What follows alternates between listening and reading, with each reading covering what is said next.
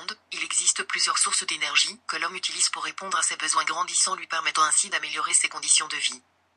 Voici les deux principales formes d'énergie, les énergies renouvelables, qui utilisent des ressources que la nature renouvelle en permanence, ou au moins à la même vitesse à laquelle on l'utilise, et par opposition, les énergies non renouvelables dont les stocks s'épuisent.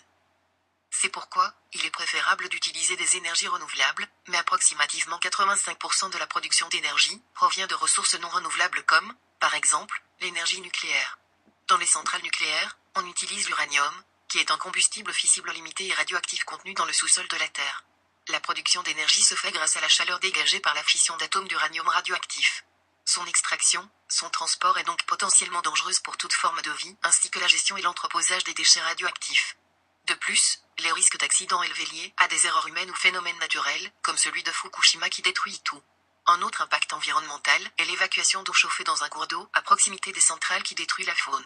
L'utilisation de l'énergie renouvelable comme l'énergie hydraulique, qui est produite par des turbines placées sur des retenues d'eau ou des barrages, dépend donc du cycle de l'eau sans la détruire en utilisant son débit et sa hauteur.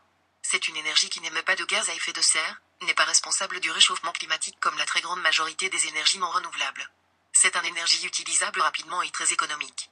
En conclusion, même si l'énergie renouvelable est beaucoup mieux, elle n'est pas le moyen principal pour la production d'énergie. La première raison est que les énergies renouvelables requièrent beaucoup plus de place. La surface nécessaire pour le nucléaire est 0,2 km², tandis que l'énergie hydraulique nécessite une rétention d'eau de 365 km² pour produire l'énergie de la capitale de la France, Paris.